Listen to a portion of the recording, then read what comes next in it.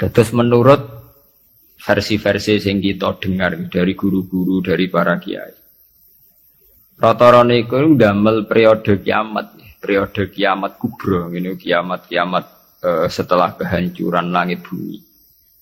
Niku wonten periode pertama. Ini ku trompetan pertama itu melahirkan guncangan, terus dados kiamat kubra. Terus kedua niku bahas. Ini ku sebagian kiai, sebagian ulama nafsiran yaumatar jufur rodifah, rojifah tasawuhan apa rodifah. Kulu bu yauma idzin apa wajifah. Ini sami standar. Rata-rata ulama darani malaikat sing nyekel trompet utawi sing calon nyebul trompet malaikat Israfil. Karena kiamat itu sudah dekat, niku sampai ada yang mengatakan bahwa trompet malaikat Israfil itu sudah di mulut, jadi wis di mulut. Karena apa? Nyebul. Dan semua ayat Quran menunjukkan memang kalau kiamat sudah dekat. Semua redaksi Quran niku semua menjelaskan bahwa kiamat itu sangat dekat. Nah, jenengan tangklet dari diinformasikan dekat. Nggih. Ben sampean enggak salah paham. Dari diinformasikan dekat itu mulai zaman Rasulullah sampai sekarang pun 1428 Hijriah. Hampir 16 abad. Niku mawon ngangge tahun Hijriah. Tapi lalu dalam masa ribuan lebih kok belum juga datang. Nah, ini pentingnya satu metode ilmiah. Rata-rata mufassir itu menafsirkan bahwa sesuatu yang pasti terjadi itu dekat. Nah, apapun jumlah waktu, kepanjangnya waktu, kalau pasti terjadi itu pasti dekat. Makanya dalam kitab-kitab kalau diterangkan ala inna sa'ata qarib bahwa kiamat itu dekat, mesti rata-rata mufassir mengatakan fa inna kulla atin qaribun, karena setiap yang akan datang pasti dihukumi dekat.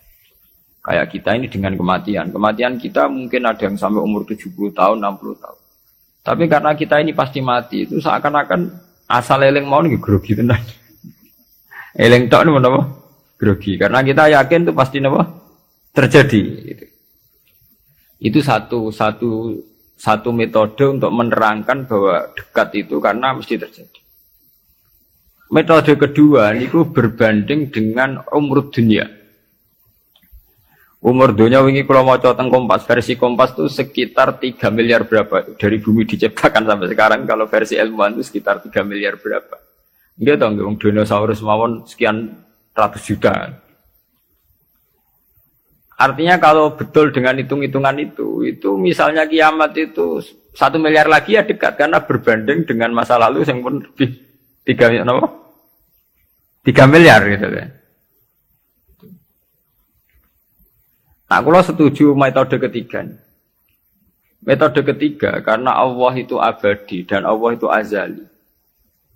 Itu melihat waktu itu ya kalamhil basari huwa aqrab. Itu udah ada artinya semua. Dan teori ini cara kula paling dekat secara ilmiah, apalagi sekarang secara sains, secara ilmiah. Misalnya ngeten. Cara semut kon mecah nondok, itu pikirane kok bisa mecah nondok itu nak bar grogoti 2 wulan lagi sono apa? Cak nak sing mbok kongkon semut. Tapi kanggo sampean, tak dites langsung napa? Pecah, ambil. Artinya manusia itu enggak lepas dari ruangan. Artinya satu analisis yang dibatasi oleh keterbatasan manusia.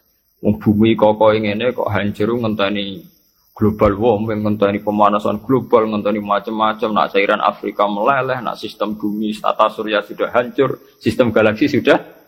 Iku acara manusa. Jadi dengan segala ilmiahnya manusa, bayangno kiamat tentu nunggu global warming, nunggu tata surya sing rusak galaksi. Ya padha cara semut kon mecah nondok. Iku kira-kira pikirane tak mulai ke pojok endi sing paling lemah, endi sing. Cara sampean mbok kites mulai kon diwe ya pecah. Ya padha. Kowe ngrubahno gedung sing nganggo beton, nganggo cor, nak manual ya tak palu kondi supaya rubah. Tapi nganggo bom atom, cek mbok dakok endi wae ngene apa? Hancur ya. Artinya ketika yang ngendikan itu dekat atau mudah itu Allah, memang nggak ada masalah. Allah mau bilang kiamat itu dekat atau mudah ya memang inna dzalika 'ala Allahi yasir. Makanya Allah itu sering berkali-kali kalau cerita kiamat, cerita hal mukhal mesti ditutup inna dzalika 'ala Allahi yasir. Wa kana dzalika 'ala Allahi yasir. Itu mudah bagi Allah, itu mudah bagi Allah. Ya karena bagi Allah ya tidak mudah, bagi selain Allah tentu tidak mudah. Lah anak ngono kan pun klepan ya memang enggak masalah kan. Allah cerita parek cek gampang urus-urusane pangeran, kita ora usah melok meh. Pangeran nak metu mokonge nek ngendikan la yusalu amma yafalu wa hum misal. Bentone manusa wae seneng analisis pangeran mbek teorine manusa. Ya mesti ora sambung wong Allah iku azali dianalisis mbek sesuatu sing hadis sing sekarang, sing profan, sing rusak. Makanya para pencari Tuhan yang murni dengan rasional tentu tidak akan ketemu karena dia akan mengkiaskan barang-barang hadis untuk meneliti barang-barang azal. Ini wow, contoh paling gampang nih wow. Bahwa manusia itu cara berpikir itu pun mesti dibatasi dengan ruang dan waktu. Padahal pangeran, bukan butuh ruang, bukan butuh apa waktu. Ini gue mau apa? Ya contoh termudah itu. Contoh termudah, jika kita nganggap kiamat, itu tentu dengan teori rasional kita akan bicara tentang bumi tua sekian tahun lagi. Sistem galaksi itu per tahun bergeser sekian. Kayak laut itu ngalami rob itu setiap tahun itu sekian senti. Kalau sekian senti kali sekian ratus tahun, berarti begini. Pemanasan global ya gitu, kalau kena emisi karbon sekian tahun sekian, berarti sekian ratus tahun kemudian sudah begini kan bisa dihitung secara sains. Tapi itu kan hitung-hitungannya manusia. Tapi kan beberapa kali sejarah membuktikan itu keliru. Kelirunya ya karena kemungkinannya itu dua. Satu bahwa itu tidak diciptakan efek yang melawan. Nomor dua bahwa kejadiannya itu tidak mesti seperti itu. Ya contoh, ketika dulu wong nak nandur gabah nganti 8 bulan, nanti 6 bulan, terakhir 6 bulan. Itu orang mikir dihitung, dulu sering krisis pangan dihitung, nak uang jumlahnya tambah terus. Nah, terus gabah panennya 6 bulan iso kelamparan. Dalam penemuan ilmiah, sing iso 3 bulan. Sehingga zaman manusia sithik sering telat beras, sampai wong mangan jagung bekatut. Saiki wong pirang-pirang ora tau telat napa? Beras. Padahal pakar-pakar pangan sempat grogi, jangan-jangan karena jumlah wong akeh telat napa? Beras. Masalah tempat nggih ngoten. Wong tumbahe akeh tanah ra tambah, sampeyan do manggon. Tapi manusia lewat modernnya itu iso gawe omah tingkat, omah susun. Wong modern ana sing diwajah lah manggon pemaras pemanggon. Artinya manusia dengan segala kekhawatiran terhadap fenomena alam yang mesti terjadi juga banyak manusia yang mengantisipasi itu lewat penemuan ilmiah juga.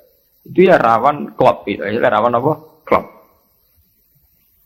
Artinya semua teorinya manusia itu mau berbicara tentang sebab akibat dan itu bisa diantisipasi terus. Bisa diantisipasi terus. Mulane istilah Quran nak ngenyak manusa niku walakin aktsarahum la ya'lamun ya'lamuna dzahiran minal hayatid dunya. Paling banter manusa iku mau ya'lamuna dzahiran minal hayatid dunya. Yang diketahui itu hanya kulitnya saja, lahirnya saja. Gampangane dokter meriksa saiki lara pemah mergo mangane ra tertib. Ya kan secara profesional dia pakai standar objektif kalau makannya tidak tertib itu lahir mah. Sekarang ini namanya mah. Tapi bagi keluarga itu mungkin tertib piye, tertib butuh ekonomi tertib, penghasilan tertib kan. Tentu itu enggak dianggap masalah mah, masalah ekonomi. Orang dianggap masalah mah, tapi dianggap masalah apa? Ekonomi.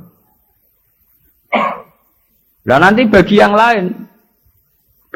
lain sing ahli saraf, ahli apa itu tidak murni dianggap masalah mah atau masalah telat makan, lebih ke psikologis. Bahwa saraf itu punya ketahanan sekian. Kalau secara psikologi tertekan, maka tingkat ketahanan pada penyakit hanya sekian. Jadi awal-awalnya karena pikiran saking sering kacau nih. Karena sering telat lah, nak kondisi sarafnya itu, kondisi psikologinya itu stabil. Itu tingkat imunitas, tingkat kekebalan terhadap penyakit juga sekian. Artinya tidak pati riskan, nggak pati rawan kena apa? Penyakit. Itu kan sudah 3 versi. Ya sama nanti kejadiannya kiamatnya begitu. Macam-macam. Nah, tapi yang jelas kata para ulama-ulama itu, terutama ulama-ulama yang ahli hakikat, kiamat itu apapun gambarannya yang digambarkan ulama itu hanya gambaran-gambaran betapa sesuatu yang kita hinggapi sekarang, kita singgahi sekarang itu fanin, akan rusak. Kullu man 'alaiha fani wa yabqa wajhu rabbika dzul jalali wal ikram. Bahwa semuanya itu akan rusak musnah. Karena apa? Bagi yang nglakoni, sing nglakoni. Untuk hancur walang-walang ora usah ngenteni kiamat kubra. Kowe nek semua tek ning jero kuburan balungmu wis walang-walang, wis dadi pestane cacing dan sebagainya. Makanya ulama-ulama ngendikan, kowe ora usah bakas kiamat. Kiamat ku jek enak. Nah gitu bunga-bunga wong akeh kancane napa? Akeh. Kiamat tem dhewe rak mati dhewean. Wong padha. Malah luwih ngeri kiamat pribadi. Nggih sami to nggih. Wong kena longsore tanah. Nak cara sing dahsyat iku kaya nak bumi rubuh utawa bumi hancur sawangane dahsyat. Tapi bagi sing lakoni sami mawon. Sampeyan jajal wis tak pendem dhewean. Bae biasa-biasa ae cara sampean tetep bagi sing dipendem tetep ora biasa to. Tetap peristiwa besar. Sampean dipendem tiang. Cara sing mendem ya biasa ya, pancen wong duwe nyawa dipendem ya mati, tapi kanggo sing dipendem ya kejet-kejet tenan ya lara tenan. Artinya untuk menjadi kiamat itu udah harus nunggu kiamat kubro. Semua yang dialami oleh manusia, tragedi-tragedi itu tentu akan menjadi peristiwa besar, maha besar. Balik kok kelaparan sing mlebu ning TV ngenteni busung luapar wong Irian Jaya, wong Afrika, wong macam-macam. Tapi kangge individu yang hari itu sedang lapar ya ngeri tenan tadi berita lah ya ngeri. Wong karena dia benar-benar ngalami apa? Kelaparan.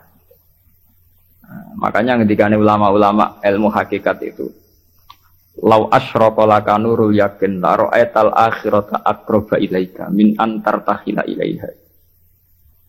Andaikan kamu imannya benar, itu tentu melihat akhirat itu sekarang, tidak usah nunggu nanti.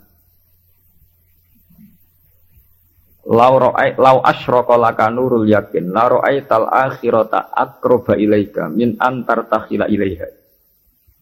Andaikan kamu sudah sampai ainul yakin, hakul yakin, kamu melihat akhirat itu sekarang. Tidak usah nanti-nanti nunggu mati atau nunggu ono ba'at, nunggu swarga napa? Neraka. Kenapa? Ya itu tadi. Bagi orang yang khosyahnya tinggi, orang-orang yang pada kelas idza dzikra wajilat, akhirat itu sekarang. Sampai nanti ya akhirat, besok ya akhirat lagi, hari ketiga ya akhirat lagi. Sampai kita mati ya akhirat lagi, sekarang pun akhirat lagi. Maksudnya gimana? Bahwa paling kita takuti saat mati adalah masuk surga sebagai simbol ridho Allah dan masuk neraka sebagai simbol tubuh. Dan bagi orang yang sangat takwa, itu takut ya dimulai dari sekarang. Setiap detik kita takut, jangan-jangan kita tidak dalam ridha Allah. Setiap detik kita takut, jangan-jangan kita sedang dalam suhtu. Nah, ketakutan-ketakutan ini tentu menjadi kita sudah benar-benar kayak di akhirat. Artinya untuk trauma tentang neraka, untuk menikmati surga itu ya dimulai benar-benar sekarang. Artinya ning swarga sing tak goleki ya ridane Allah. Ning neraka sing tak wedeni ya sekarang juga kita juga begitu. Sekarang juga kita sing paling wedi ya mbek suhtu kok. Sing paling seneng ya mbek ridho. Mana akhirat ngenteni mati ya akhirat yang bentuk. Ya akhirat kowe iku. Wedi pangeran ngenteni mati. Nggo ning kuburan dhewean. Go ditangisi mudin ki saiki dhewean ning kuburan. Ora ana dulur, ora ana sanak. Lah apa zaman ning donya akeh wong terus bahagia, ana dulur malah tukaran. Ana bojo malah ge. Saiki kowe lara ning kuburan dhewean ra ana anak, mana ana anak geger malah mbek anak. Ya mudin ya ilmiah. Apa? Mudin itu pek menange dhewe ndek ning lakoni rutin. Kan apa nak dhewean terus lara kan betul mesti itu.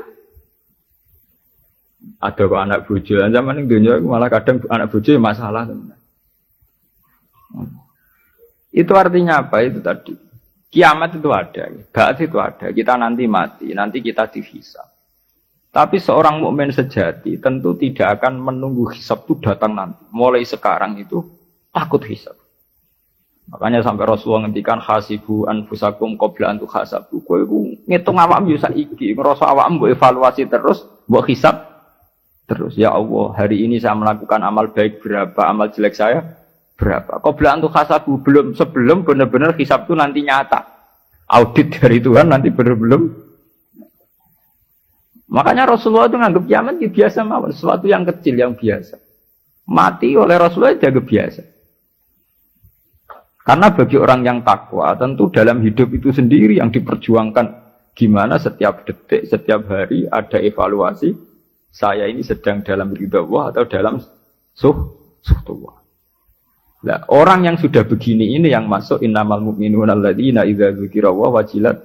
Nah, aku ya ora wajilatem bayangno. Waduh, ketemu Allah ning kiamat amalku elek tok sok ben piye. Lah apa saiki ra ketemu pangeran jen giendo, ketemu pangeran ngenteni kiamat. Lha iku jenenge kalah innahum ar-rabbihim yawma idzil lamahjubun. Jen bekicap uripe ubek napa? Jogeman utek ngene utek elek. Jogeman urip. Duh koyo apa menang nang akhirat gak sowangu, mau ketemu pangeran. Wedi ngono ora usah ngenteni sok mbek. Ya saiki detik ini juga. Paham? Ana men taklek. Niku rak makam sing dhuwur. Ora makam dhuwur-dhuwur, jan aturane kudu ngono. Iki aturan, ora senengane kok makom-makoman. NU nek kon nggih makom. Lho pancen begitu. Standar seorang mukmin, innamal mukminun standare idza dzikira Allah wajilat qulubuhum. Ora ana innamal mukminuna sing papan atas terus papan menengah napa? Papan bawah.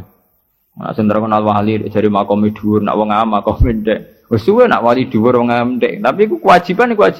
Subhanallah wa bihamdihi adada khalqi wa ridha nafsihi wa zinata 'arsyihi wa kalimati. Subhanallah wa bihamdihi adada khalqi wa ridha nafsihi wa zinata 'arsyihi wa kalimati. Subhanallah wa bihamdihi adada khalqi wa ridha nafsihi wa zinata 'arsyihi wa kalimati.